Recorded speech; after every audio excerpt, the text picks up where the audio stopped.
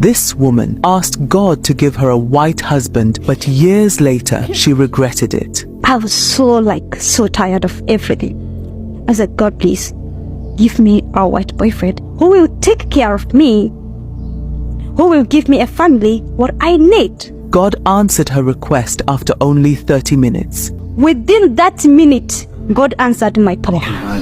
But years later, she regretted it. You understand? Can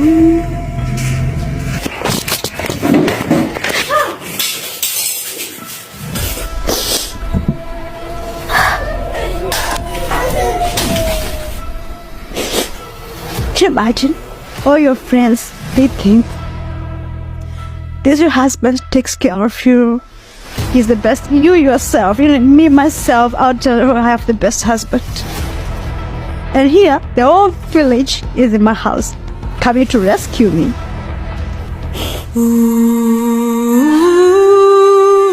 In the beginning, everything seemed fine. But what unfolded in this family that led to such a tragic conclusion?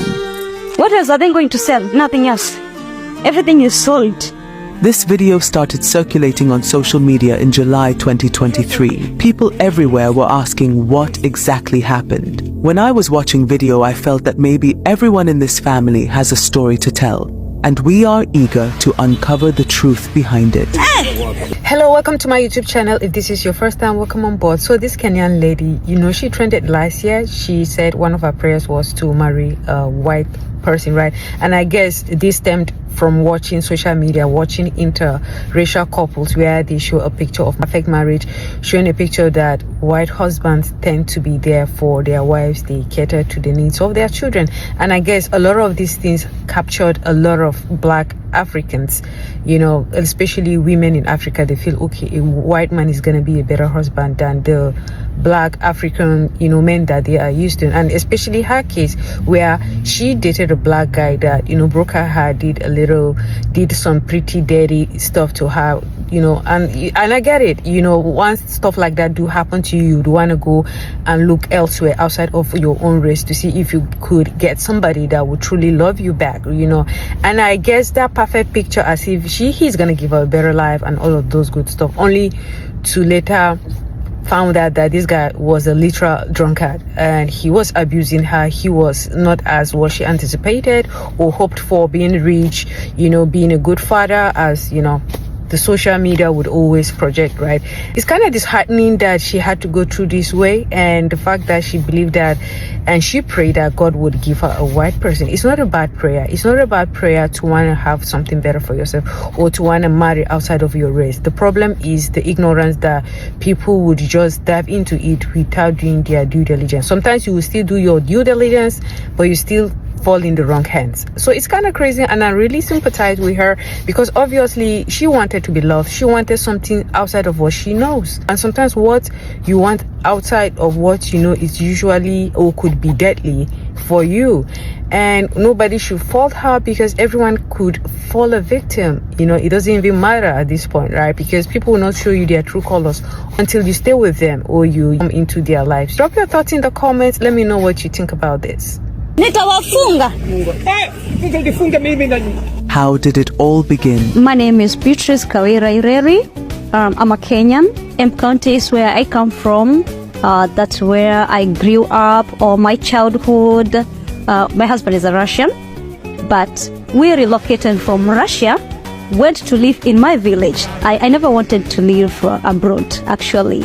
So when me and my husband went to live in my place, we bought land, built there.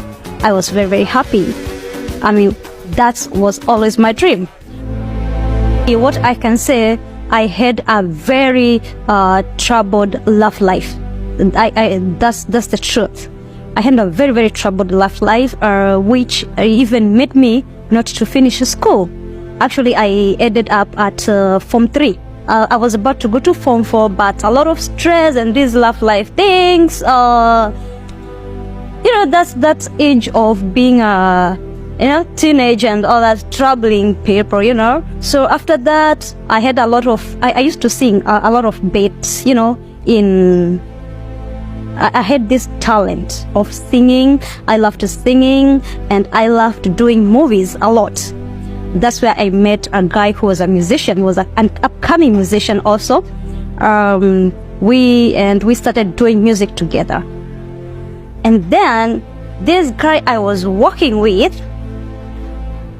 I had just been heartbroken by a guy. So when we started working together, I just fell, right into his arms. You can imagine. So he was like comforting me, but we are working together. This is like, it's a mad love life, So I thought, okay, maybe we can be together, as we were working in the same field and all that. So we would go to big hotels, like big clubs. I performed there, yes.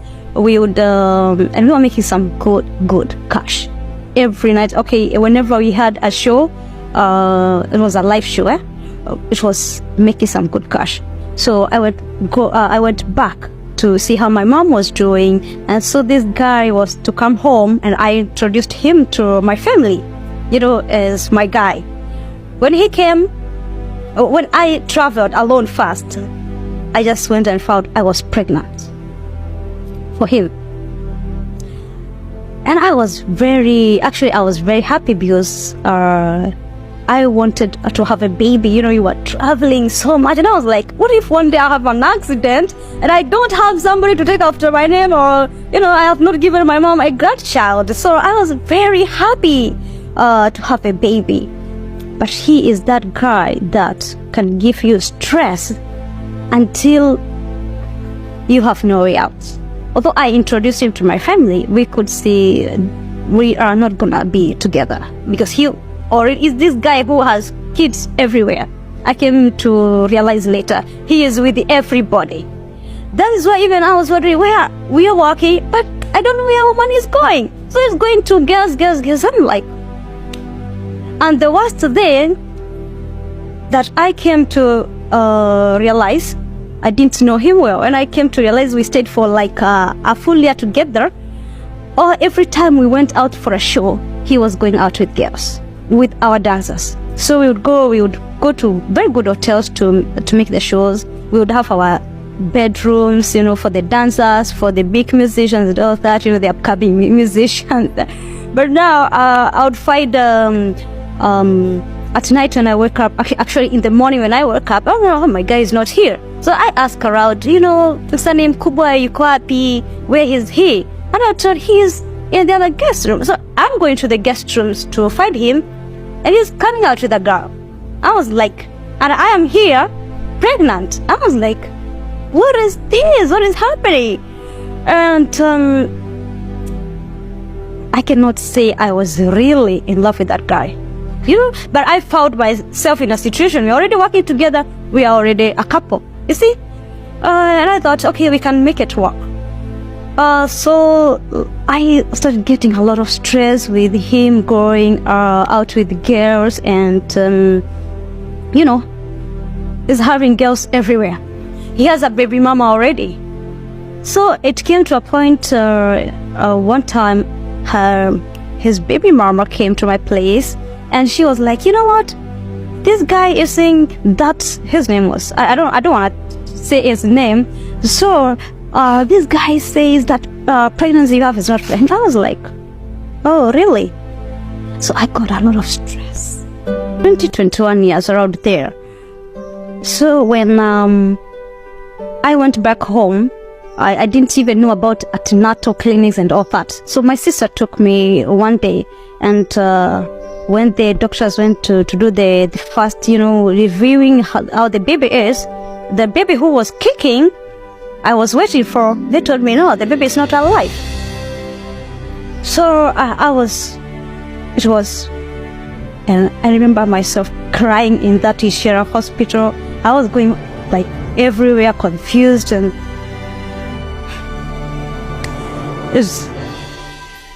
I cried. I had never cried like that in my life. It was a baby boy. I was like, this is my first baby. So, and this baby, he is even saying is not his. I gave birth to him, he's dead, you know. And to make matters worse, that baby stayed in my stomach for a full month dead, and I did not know. And sometimes, you know, let me tell you, the doctors were like, Betty, are you serious? You could be dead if this baby has stayed in your stomach for a full month, dead in your stomach. I told them, this is true. I'm not dead. So it had happened, this guy, when we went to stay at my side, we went from Kisii, we went to live in Embu. I had a lot of things I had left in Mombasa because I used to live in Mombasa before. So we planned, okay, go for your things. When we will come back, we live together. Things, I was, you know, treated at the hospital. And then I came to realize that guy had also infected me with some diseases he had collected somewhere else, you know, my infections. I was like, gosh.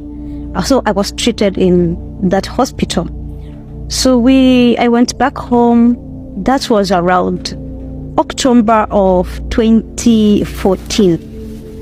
So I sent for all those months, but now in December, I said, no, I need to go back to Mombasa to start my life afresh. I loved Mombasa. Family, we got a black woman from Kenya who was at the end of her rope with life.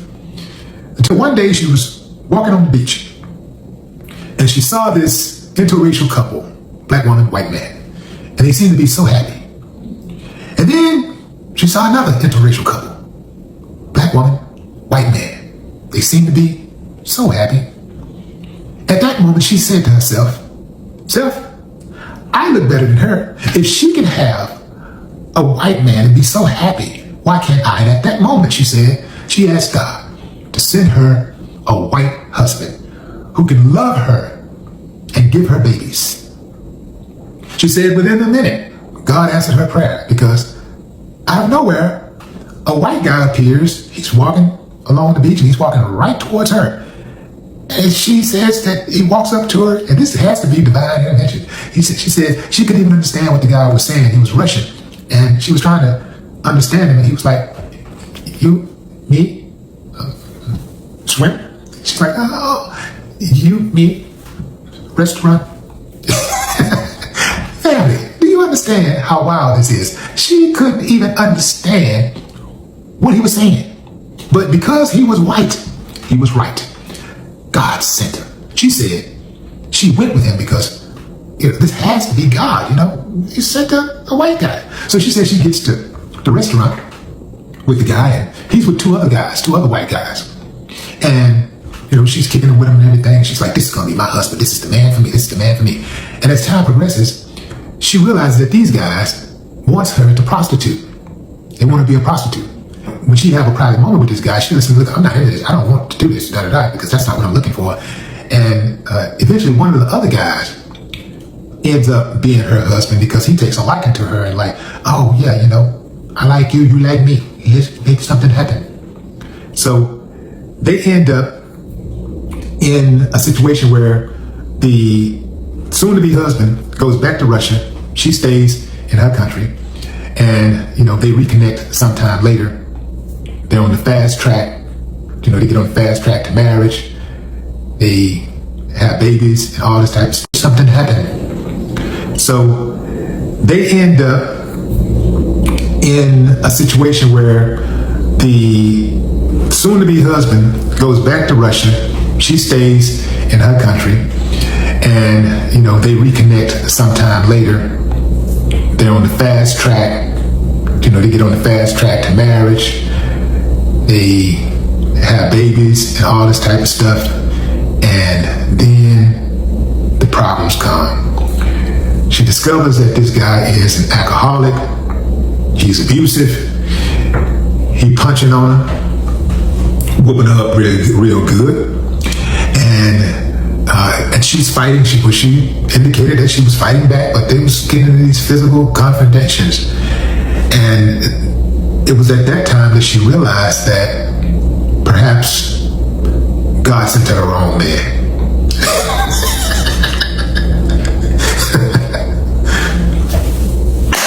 I ain't got no problem with that. And let that be a lesson to the rest of you. I mean, all of you.